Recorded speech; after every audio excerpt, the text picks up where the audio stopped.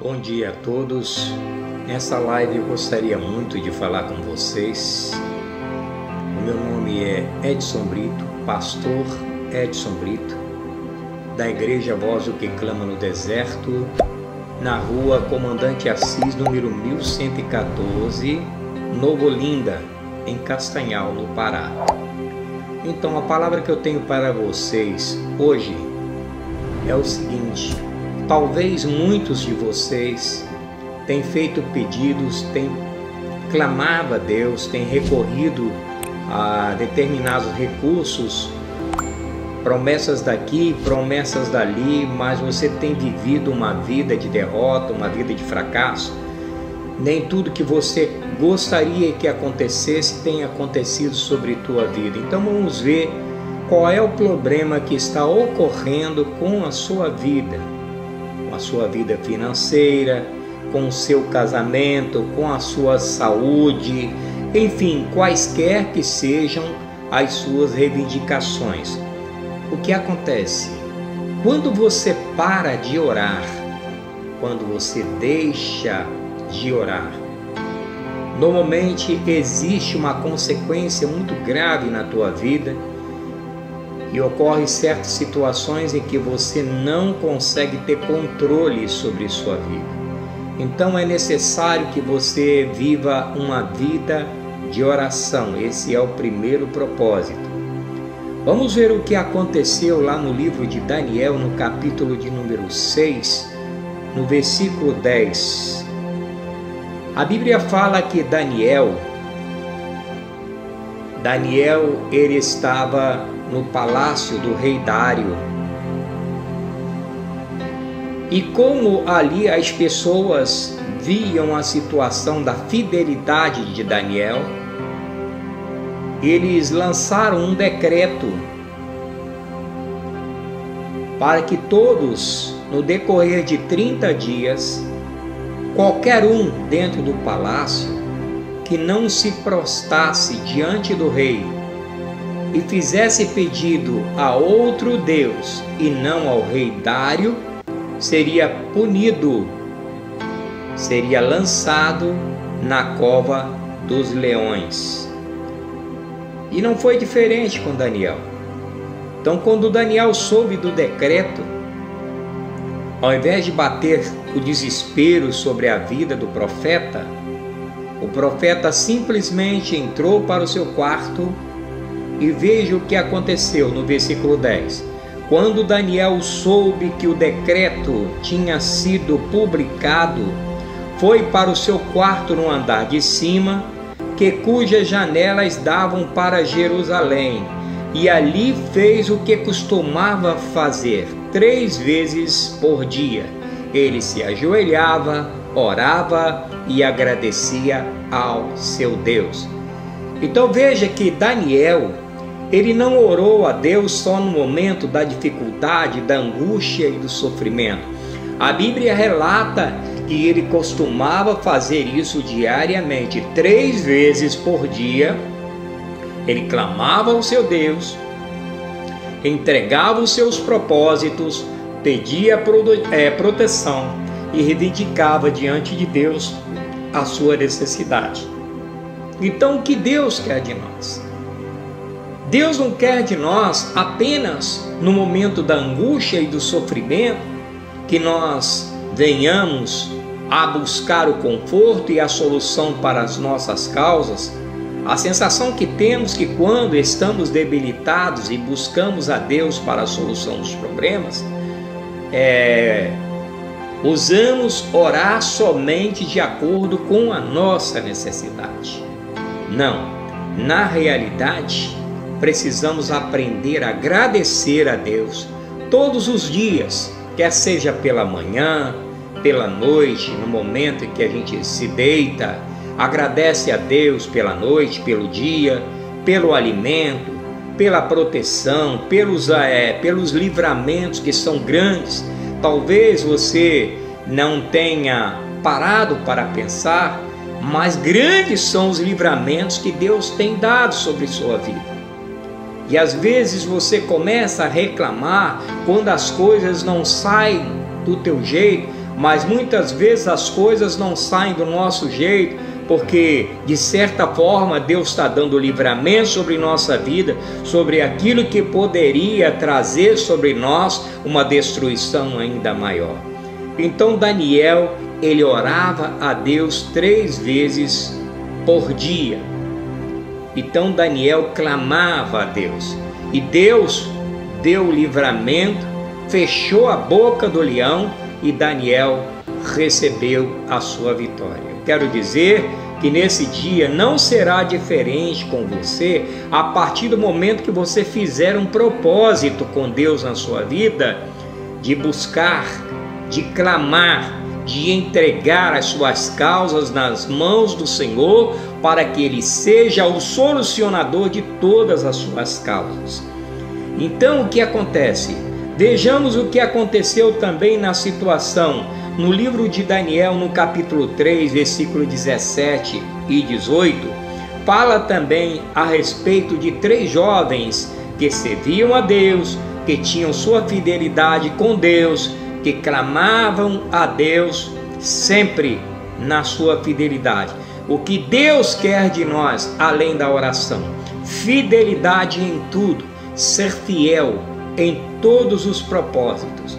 Então, no livro de Daniel, no capítulo 3, o rei Nabucodonosor levantou uma estátua, uma imagem de ouro, para que todos os joelhos diante daquele palácio se dobrassem, se curvassem diante da imagem que o rei Nabucodonosor mandou fazer.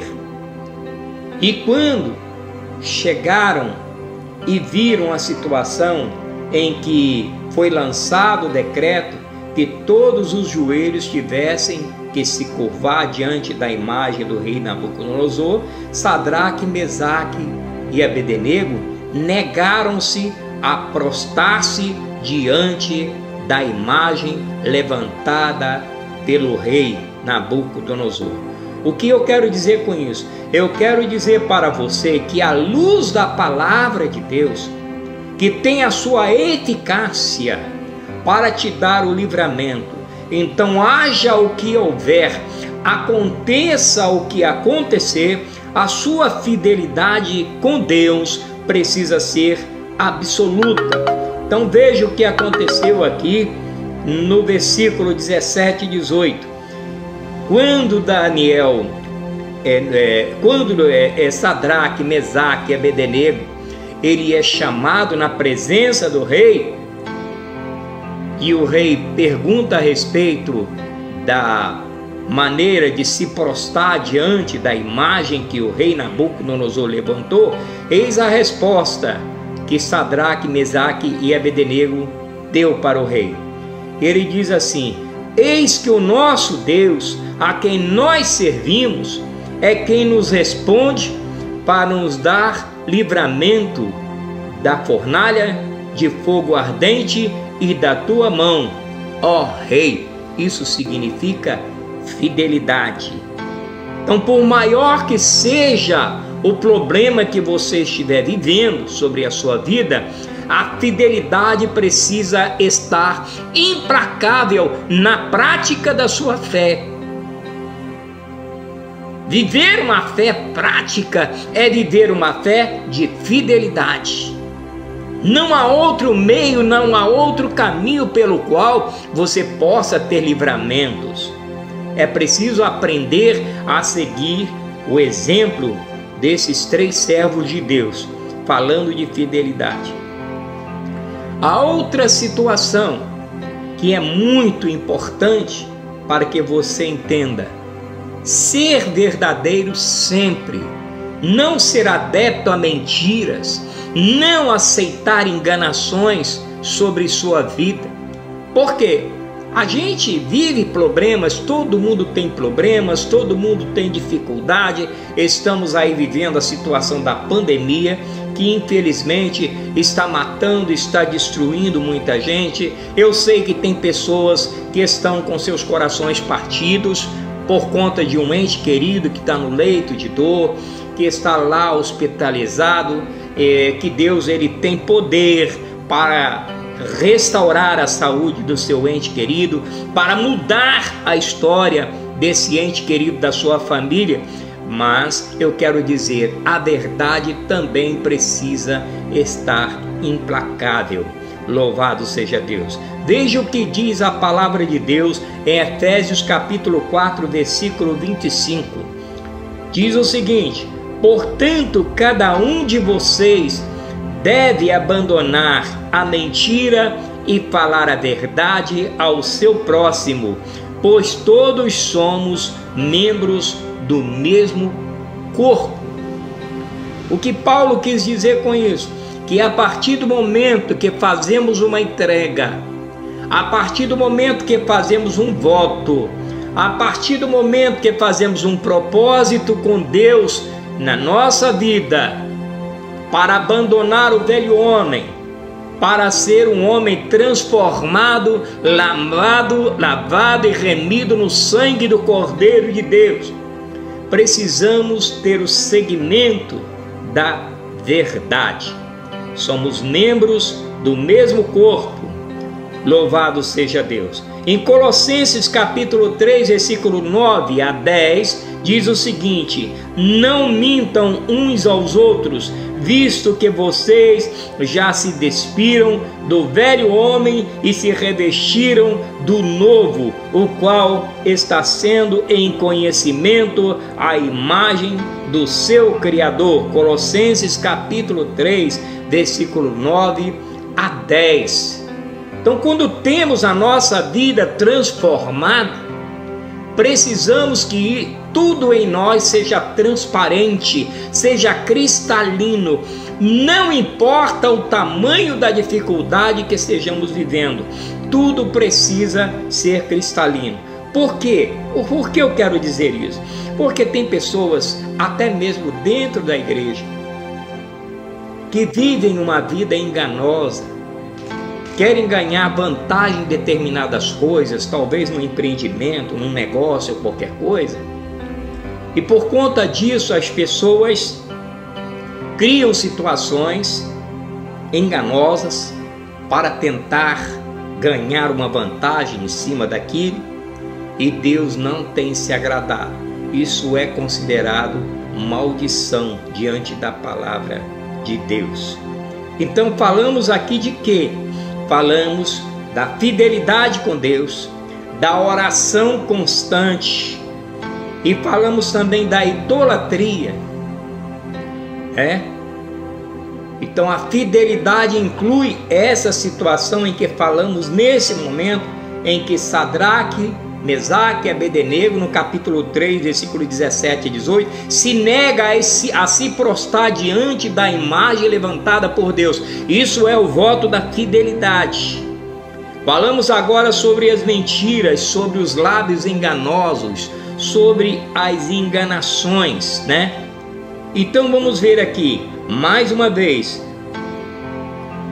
Provérbios capítulo 12, versículo 22 diz assim: o Senhor odeia lábios mentirosos, mas se deleita com os lábios que falam a verdade. Ou seja, Deus se agrada quando você coloca a verdade em todos os propósitos da sua vida. Deus odeia os lábios mentirosos, mas se deleita com os que falam a verdade. Então, a verdade, ela precisa estar implacável sobre tua vida em tudo que você fizer. Se você agir desta maneira, você certamente será uma pessoa vitoriosa em todos os seus propósitos.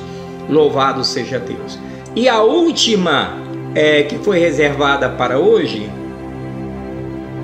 é ler e buscar conhecimento da palavra de Deus.